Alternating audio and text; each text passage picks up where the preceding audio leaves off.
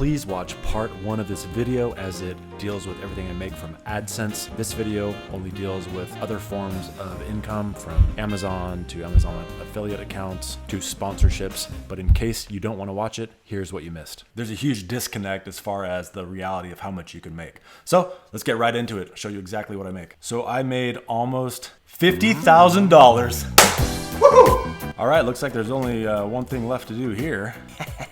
Yep, let's just go ahead and get that one. Yeah, see what color? Red, it's most expensive. I'll get that, whatever, I'm rich. Oh, it's lifetime. All right, is that all that I make? No, it's not. There's other revenue sources such as an Amazon affiliate. Now, I don't make a ton of money with an Amazon affiliate, but look, this is for the last month. It's gonna be about $300. Actually, $300 to me is pretty good considering all I have to do is mention it in my videos. Yes, you have to have a following and you have to have people that actually want to help you out because, I mean, let's face it, my dad doesn't even use my Amazon affiliate link. And I tell him about it all the time and he just says, "Why would I help you?" But you can see here, I got a couple spikes because I just released a video. And so it was fresh on people's mind when they were shopping Amazon. So I started my Amazon affiliate marketing here in 2013. And you can see I made like 19 bucks. Next month I made $4, then $5, $11. Really nothing to get all that excited about. Now here in 2016, I actually started to take it a little more seriously as far as letting people know about it.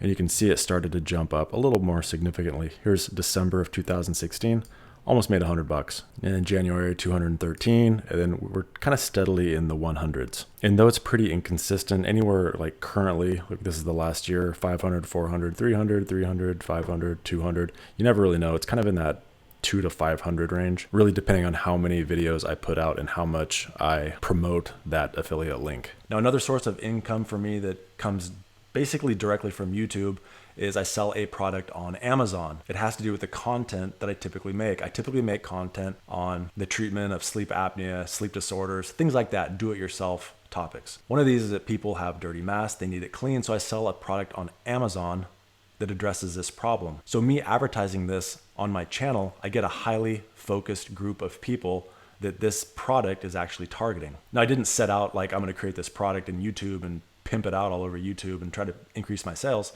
It was more of a happy accident. I was trying to solve a problem for myself and for my dad. Product was created and I thought, why not advertise it on my own channel? Selling a product on Amazon as well as my own website, it seems easy now looking back at it, but at the time I was creating it, it was actually quite difficult. I remember because it's a cleaning product, having to go through all kinds of regulatory things. And then as well, like with Amazon, I had to make sure I had a materials data safety sheet, just lots of paperwork involved in it, not to mention creating the bottle, the packaging, everything that comes with it. It was actually quite difficult, but now I have it done.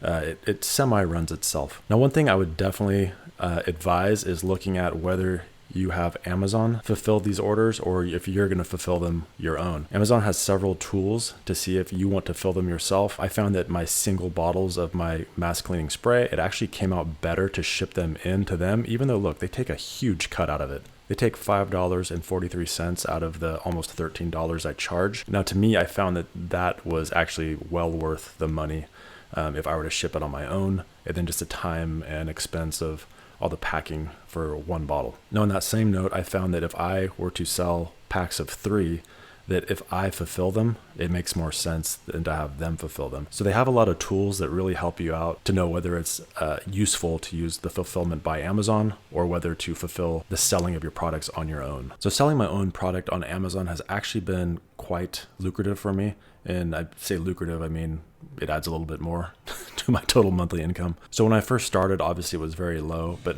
anymore, it seems like it's about $1,000 a month of extra income. Of course, minus my time that takes to produce it and ship it, pack it, all that stuff. But any income coming in to me is good income. So if you can find a way to integrate some kind of a product, whether you produce it or not, that is a really, really good way to generate some income from your channel. No matter what though, if you are selling something on Amazon, it costs $30 per month just to be listed there, but it is well worth it for the number of people that have access to purchasing it. I mean, as of right now, you can't beat Amazon as far as getting your product in front of people. Now, you don't have to produce your own product. If you have a tech channel, or maybe you're doing a gaming channel, you can find sources where you can sell these things to your audience once you become big enough. There's other revenue streams on YouTube such as super chats. I've never really pursued that as far as doing live feeds. I think I've done one. Another thing you can do is donations. You can do that either through PayPal or through Patreon. And per month, I probably get about 200 for that, 300. So it all kind of adds up. But the bottom line is I cannot quit my day job doing this. I promise we'll get to the sponsorship in a minute, but yet another source of income actually kind of came from this forum that I created. So freecpapadvice.com and then /forum. It was a place for people to come where they could get free information and free advice from me. It's grown quite a bit over the years. What occurred from this is I was giving out so much free advice that every now and then people would want to pay me for my services, pay me for my advice, or just pay me to look at certain reports that don't matter to this video. So I did this. So I opened up AXG Sleep Diagnostics, a website where it's pay for advice, pay for home sleep testing, pay for the PAP therapy analysis, or pay to speak with me to get advice about how to improve their sleep. And it's actually been quite successful. All of this was just born out of this. Just trying to help people out for free. The demand was there, so I started doing it. And because someone is likely going to mention it or ask about it, yes, I have a Teespring store. I have merch. I discussed it in like 2 or 3 videos. I never really pursued it all that much. A couple people bought some things, but look, I have all these mugs, it's random stuff. I haven't really made much money off of this, and I haven't really even put that much time into it. I should probably have someone design something that's good, but this one mug here is okay. I mean, really, it's just all garbage. Maybe people don't like my face. Maybe it just sucks. I don't know. I haven't really had much success with it. But yeah, you could do merch. It works for some people. Now, another source of income is sponsorships. Now, just in the last calendar year is the first time I ever had a sponsor.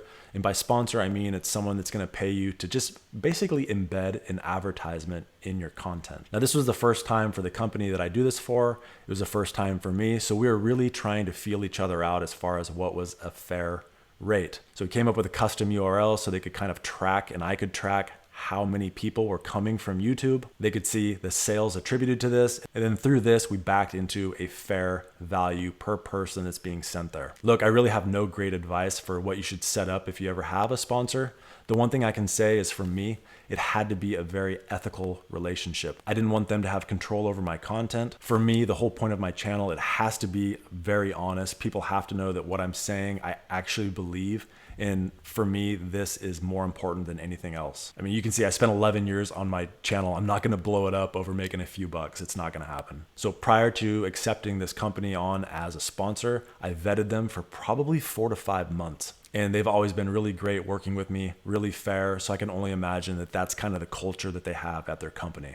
So if you do get into a sponsorship, just beware. I've had several other companies try to approach me for a sponsorship, and usually they're oftentimes very, very sleazy, or it just wasn't a good fit for my channel and I thought it would actually damage my channel's reputation. So you have to be able to say no, even though you have dollars coming at you. If you have any questions or want any more content like this, have any specific questions about any of these revenue streams, I'm happy to answer it. Otherwise, thanks for watching. Thank you to anyone watching this video, but an extra special thank you to my top level Patreon supporters. Thanks, buddy, to Alan Liu, Stuart Hetherington, and Mona Swearingen. Thank you, and thanks, buddy. Please consider using my Amazon affiliate link down in the description box below. I clicked the link and added some items that I need, like some Canadian sphagnum peat moss, cause I've grown a blueberry. I even got some replacement filters for my fridge because my family will never understand hose water. And I had to get a replacement screw for my Stay Right pool filter because I discovered I have very strong forearms and I am still a Well, damn, if you can't go to Valentine's, what the hell could you go? Stick it out. Even white boys got the shout. Baby got back.